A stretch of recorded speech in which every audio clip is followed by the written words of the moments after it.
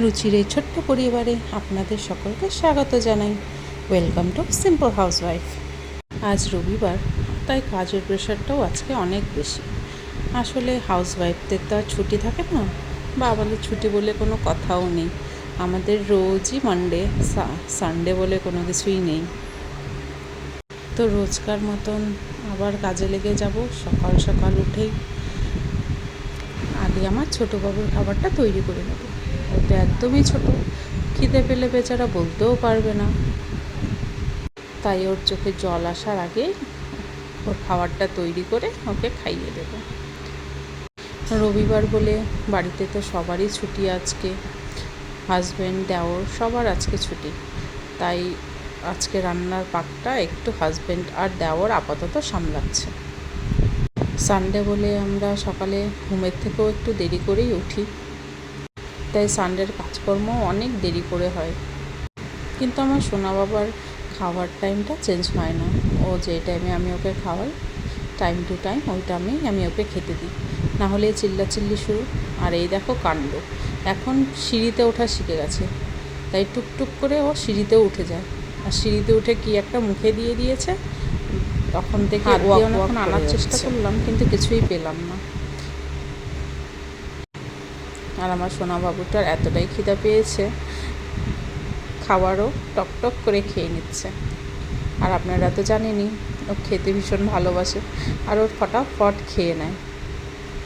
আর Sunday করে তো মেয়ের নাচ থাকে, তো ও নাচের থেকেও এখন চলে এসেছে।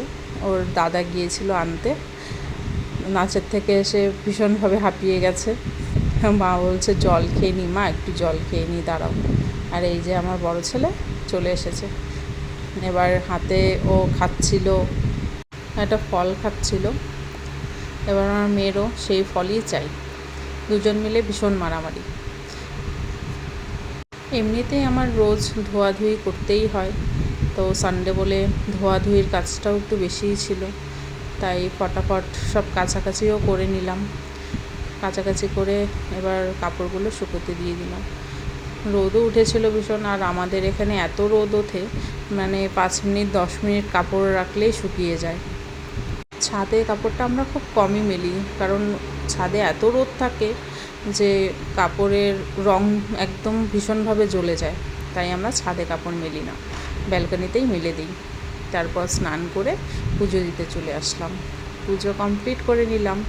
ততক্ষণে ওইদিকে আমার দেওর আর আমার হাজব্যান্ড মিলে রান্নাঘরটা সামলাচ্ছিল। মাঝে মাঝে ভাবি, রোজ যদি এরকমই হতো কি না ভালো হতো, আমিও একটু ছুটি পেতাম কিছু রান্নার থেকে।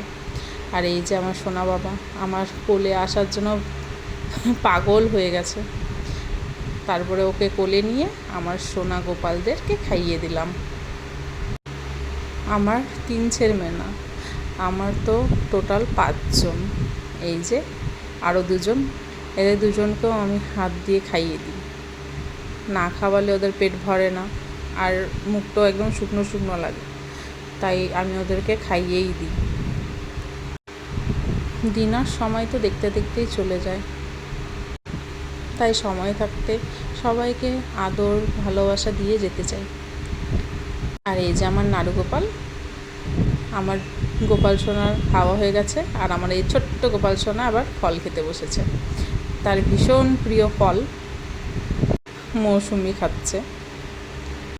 ওই যে বললাম, একদম খাওয়ার প্রেমী, খাওয়া দেখলেই পাগল প্রেমী হয়ে যায় আমার ছোট্ট ছেলে।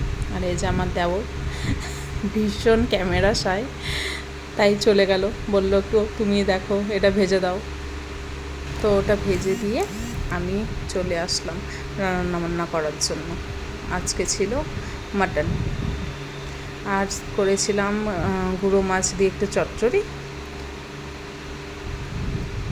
আমার বাড়িতে সকলেই এই মাছের চচ্চড়িটা খেতে ভীষণভাবে ভালোবাসে, তাই মাঝে মাঝেই করা হয় সেই চচ্চড়িটা। আর ফ্লিপকার্ট থেকে এর মধ্যে চলে আসলো আমার অর্ডারগুলো। অর্ডার করেছিলাম ধনেপাতা, একটু ভেজি স্টিক্স, আগে যেটা ও ভাবছিল সেটা ছিল গার্লিক পটেটো বাইটস, আর অর্ডার করেছিলাম একটু টমেটো আর কিছু চিপস, কারণ মুখটা একটু চটপটা খেতে খুব ইচ্ছে করছিল, আর খিদেও ভীষণ পেয়েছিল, তাই সাথে একটা চিলি ম্যাগিও অর্ডার করে দিয়েছিলাম। নতুন নতুন জিনিস ফ্লিপকার্টে আসলেই সেটা সবার আগে চোখে পড়ে। আর এটাও গ্রিন চিলিটা আজকে আমি দেখলাম, তাই অর্ডার করে দিলাম। ভাবলাম খিদে পেয়েছে তো একটু বাড়িতে বানিয়েও খেয়েও নেব। আর একটা লিমকাও অর্ডার করে দিয়েছিলাম, এই যে বানিয়ে ফেলেছি। এর উপর একটু লেসও ছড়িয়ে দিয়েছিলাম একটু ক্যাপসিকাম, টমেটো, পেঁয়াজ আর লঙ্কা দিয়ে বানিয়েছিলাম। আজকের মেনুতে ছিল স্যালাড, ভাত, আর করেছিলাম মাটন। আর মাছের চচ্চড়িটা এটা আমার দেওয়ার করেছিল, একদম দো পেঁয়াজা মাছ দিয়ে লাল লাল। ওরও হাতের রান্না ভীষণ দারুণ খেতে। আমার হাজব্যান্ডও খুব দারুণ রান্না করে। যখন শরীর একটু ভালো থাকে বা কাজের প্রেশার কম থাকে, তখন আমার হাজব্যান্ডও রান্না করে আমাকে খাওয়ায়। আর এই বসে পড়লাম সবাই মিলে খেতে। এই একটা দিনই পাই সবাইকে, সবাই একসাথে মিলে খাওয়া দাওয়া করি। আর পরিবারের সকলে যদি একসাথে বসে খাওয়া দাওয়া করি, ভীষণভাবে ভালো লাগে। এর রোজ তো আর হয়ে ওঠে না, কারণ সবার পড়া থাকে, অফিস থাকে, কাজ থাকে, তো খালি সানডেটাই হয় আমাদের খাওয়া দাওয়া শেষ করে ভাবলাম একটু টিভি দেখে রেস্ট করি, চিল করি লিমকা খেতে খেতে। আর এদিকে আমার তিন দুষ্টু, একজন তো মাকে ছাড়া কিছু বোঝেই না, আর দুজন তো টিভিতেই ব্যস্ত। এরই মধ্যে চলে এসেছিলো আমার বড় ছেলের ম্যাম পড়াতে, তো ওনাকে একটু টিফিন দিয়ে দিলাম। আর এদিকে পয়লা বৈশাখের জন্য আমার বক্কা ওদের তিনজনকে জামা কাপড় দিয়েছিল। এগুলো কালকে শপিং করে এনেছি, বাজার কলকাতার কিছু কালেকশন। মেয়ের জামা, এটা ছোট ছেলের, আর এটা বড় ছেলের জন্য। জামাগুলো কেমন হয়েছে আমাকে কিন্তু অবশ্যই জানাবে কমেন্ট বক্সে। আর ভিডিওটি ভালো লাগলে লাইক, কমেন্ট, সাবস্ক্রাইব কিন্তু অবশ্যই করবে। আমি আমার পরিবারটাকে আরও বড় করে দেখতে চাই। আর এদিকে সন্ধ্যা নামতেই ভীষণভাবে হাওয়া চলছিল।